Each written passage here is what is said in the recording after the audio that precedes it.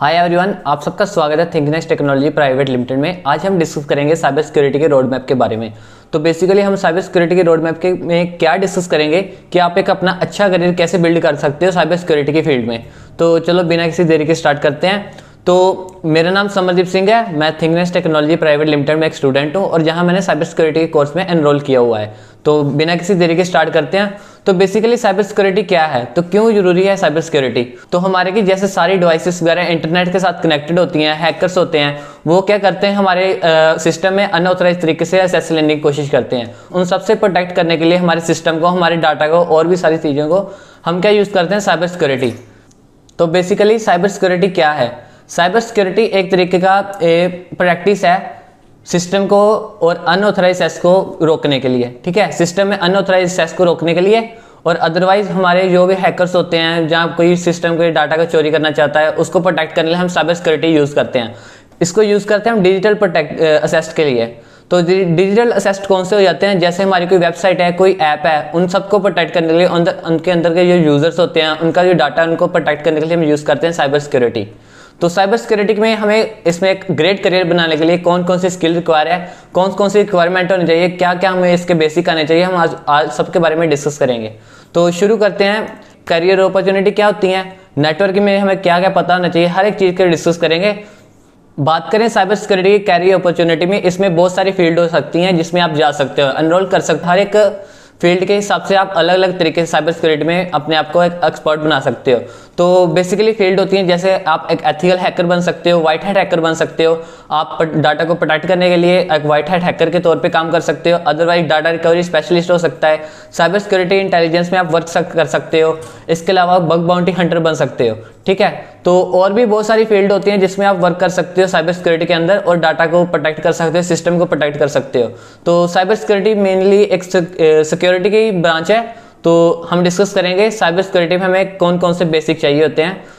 सबसे पहले पॉइंट में हम देखें तो हमें नेटवर्क सिक्योरिटी के बारे में पता होना चाहिए, उसके बेसिक फंडामेंटल के बारे में पता होना चाहिए कि नेटवर्किंग क्या है, कैसे वर्क करते हैं, उसके सिक्योरिटी पर्पस क्या होते हैं।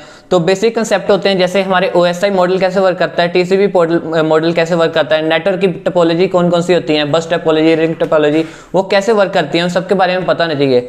नेटवर्क डिवाइसेस कौन सी होती हैं, जैसे राउटर, स्विचेस वगैरह और भी फायरवॉल डिवाइसेस हो जाती हैं, वो कैसे वर्क करती हैं, वो कैसे हमारे सिस्टम को प्रोटेक्ट करते हैं, हमें उसके बारे में सारा कुछ पता होना चाहिए। बेसिक नीड्स होती हैं जो हमारी नेटवर्किंग की। तो अंडरस्टैंडिंग होनी चाहिए सिक्योरिटी प्रिंसिपल की, जैसे CIA ट्राइड कैसे वर्क करता है, उसमें डाटा फ्लो कैसे जा रहा है, हमारे ऑथराइजेशन और अनऑथराइजेशन क्या होती है, ऑथेंटिकेशन क्या होती है, कि कौन से सिस्टम को कितनी रिक्वायरमेंट होनी चाहिए, हमें वो सारा कुछ पता होना चाहिए। नेटवर्क की फील्ड में हमें उसके सारे बेसिक कंप्लीट होने चाहिए। कौन कौन से अटैक हो सकते हैं, मालवेयर हो सकता है, ट्रोजन हो सकता है, कोई भी पेलोड हो सकते हैं, या कोई डोस अटैक हो सकता है, DDoS अटैक हो सकते हैं, उन सब में हमें कैसे उसको प्रोटेक्ट कर सकते हैं, हम सारा कुछ डिस्कस करेंगे। कॉमन अटैक कौन कौन से हो सकते हैं, कौन कौन से थ्रेट आ सकते हैं सिस्टम में, जिससे हम अपने साइबर सिक्योरिटी का यूज़ करके प्रोटेक्ट कर सकते हैं। ये सारी नेटवर्क की ब्रांचेस हैं, इसमें हमें एक्सपर्ट होना चाहिए, इसके बारे में पूरी तरह पता होना चाहिए हमें। फायरवॉल क्या होते हैं, फायरवॉल डिटेक्शन क्या होते हैं, और वर्चुअल प्राइवेट नेटवर्क यानी कि VPN कैसे वर्क करते हैं, वो सारे इसी नेटवर्क का पार्ट होना चाहिए। इसके बारे में हमें डिटेल पता होना चाहिए क्या क्या होना चाहिए। तो इसके लिए आपको मटेरियल भी प्रोवाइड कर दिया जाएगा, आप जहाँ से आप नेटवर्किंग के बारे में, उसके फंडामेंटल के बारे में, बेसिक नीड के बारे में आप अच्छे से जानकारी ले सकते हो। उसके बाद आ जाते हैं हमारे ऑपरेटिंग सिस्टम। ऑपरेटिंग सिस्टम इसका एक मेन पार्ट है।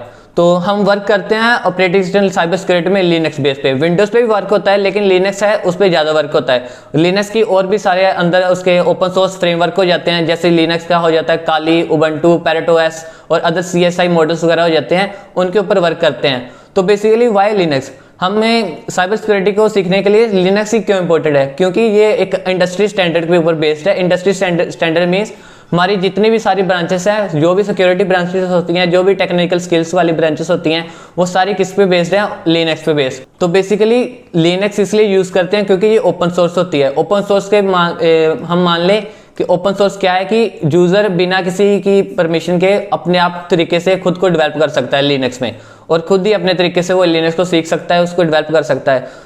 इसके लिए हमारे पास क्या होना चाहिए, अंडरस्टैंडिंग होनी, बेसिक नीड होनी चाहिए। हमें कमांड लाइन कैसे वर्क करता है, CLI मॉडल क्या होते हैं, वो कैसे वर्क करते हैं, बेसिक कमांड कौन सी होती है, नेटवर्क की कमांड क्या होती हैं, वो सारे कुछ हम लिनक्स में सीखते हैं। इसके अलावा हो जाता है कि ऑनलाइन सोर्सेज में कौन कौन से मिल सकते हैं, आप कमांड लाइन के लिए इसको आपको बुक भी प्रोवाइड कर दी जाएगी, तो उसको आप लेके आप लिनक्स की कमांड के बारे में पूरी अच्छी तरीके से स्टडी कर सकते हो।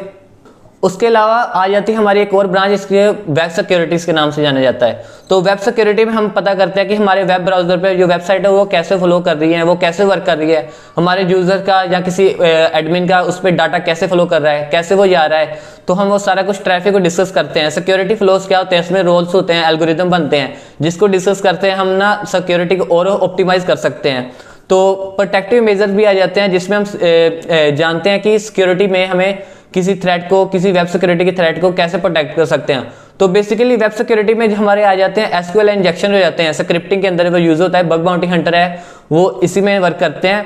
तो डीडोस अटैक हो जाते हैं, क्रॉस साइट स्क्रिप्ट हो जाती है, तो वो सारा इसी वेब सिक्योरिटी में आ जाता है। उसके लिए भी हमें अच्छी नॉलेज होनी चाहिए वेब सिक्योरिटी के बारे में। तो बात आगे करते हैं हम प्रोग्रामिंग लैंग्वेज की। प्रोग्रामिंग लैंग्वेज क्यों इंपॉर्टेंट है साइबर सिक्योरिटी में? तो प्रोग्रामिंग लैंग्वेज का यूज करके हम कोई भी स्क्रिप्टिंग लैंग्वेज सीख सकते हैं साइबर सिक्योरिटी के लिए। इसमें क्या होता है कि हमारे जैसे बग बाउंटी हंटर होते हैं, उनका स्क्रिप्टिंग का होता है, क्रॉस साइट स्क्रिप्ट का होता है सारा काम, और अदरवाइज एसक्यूएल इंजेक्शन जो है वो डाटाबेस पे आ जाता है। उन सबको मैनेज करने के लिए एक एसेंशियल तरीके से अपना डिजिटल सेस्ट को क्रिएट करने के लिए हम प्रोग्रामिंग को यूज कर सकते हैं। कोई भी स्क्रिप्टिंग लैंग्वेज है उसको सीख सकते हैं, ठीक है।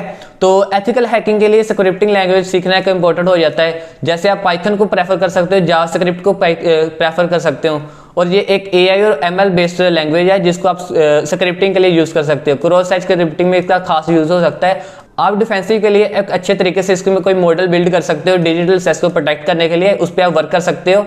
तो प्रोग्रामिंग लैंग्वेज भी एक इंपॉर्टेंट पार्ट हो जाता है। तो बात करें अगर हम सर्टिफिकेशन की, तो इसमें सर्टिफिकेट भी एक इंपॉर्टेंट मायने रखता है। इसमें सर्टिफिकेशन की बहुत ज़्यादा वैल्यूज हो जाती है। जैसे कि आपको किसी चीज़ की स्किल है तो इसमें डिफरेंट टाइप के सर्टिफिकेट हो जाए, जिसको आप इनरोल कर सकते हो, उसको आप ले सकते हो, और वो आपके किसी कंपनी में, किसी भी जगह की, किसी भी आपकी साइबर सिक्योरिटी कोई भी फील्ड है वहाँ पर आपका अच्छे से काम आ सकता है। तो बेसिकली साइबर सिक्योरिटी की इतनी नीड तो नहीं बोल सकते, लेकिन क्या है कि आपकी स्किल भी इंपॉर्टेंट है। इंपॉर्टेंट स्किल इंपॉर्टेंट मैटर करती है। और सर्टिफिकेट का क्या है कि किसी अब आप इंटरव्यू में जा रहे हो, वहाँ पे अगर आपके पास किसी टाइप का साइबर सिक्योरिटी का कोई सर्टिफिकेट होगा ना, तो आपको प्रेफरेंस दी जाएगी। आपकी स्किल के साथ साथ सर्टिफिकेट भी इस फील्ड में आपके लिए मायने करता है। तो इस यहाँ पे आप सब डिफरेंट टाइप के सर्टिफिकेट होते हैं। आप अपनी चॉइस के हिसाब से जिस भी जॉब टाइप में जाना चाहते हो साइबर सिक्योरिटी में, आप उसी के लिए सर्टिफिकेट को एनरोल कर सकते हो। तो अगर रिकमेंडेशन करें सर्टिफिकेट की, तो सर्टिफिकेट हो सकते हैं इसमें CEH के लिए आप जा सकते हो, OSCPA के लिए जा सकते हो, CISA के सर्टिफिकेट के लिए जा सकते हो, और भी इसके फील्ड के रिलेटेड जो सर्टिफिकेट है उसमें आप एनरोल कर सकते हो। तो ये सारी चीज़ें हो जाती हैं। जैसे कि मैंने आपको बताया साइबर सिक्योरिटी के रोड मैप के बारे में बात कर रहे थे। तो ये हमारे जो बेसिक है, इसकी सारी की नीड्स है जो हमें डेली बेस पे इसकी प्रैक्टिस भी चाहिए होती है, क्योंकि साइबर सिक्योरिटी एक प्रैक्टिकल फील्ड है। इसमें आपको डेली बेस पे, डे बाय डे इस पे प्रैक्टिस करनी है। तो मेमोराइजेशन पे बिल्कुल ध्यान ना देना, तो क्योंकि ये प्रैक्टिकल फील्ड होने के नाते इसको आपके डेली बेस पे प्रैक्टिस करोगे तभी आप इसमें एक्सपर्ट बन सकते हो। तो ये आपकी इसकी बेसिक नीड होती हैं। इसमें अगर आप एक्सपर्ट कर सकते हो अपने आप को, तो आप साइबर सिक्योरिटी में एक अच्छा करियर बना सकते हो। तो आज की वीडियो के लिए इतना ही। आपको हमारा कंटेंट कैसा लगा, रोड मैप के बारे में हमें फीडबैक जरूर दीजिए कमेंट सेक्शन में, और लाइक, शेयर और सब्सक्राइब जरूर करना। Thank you.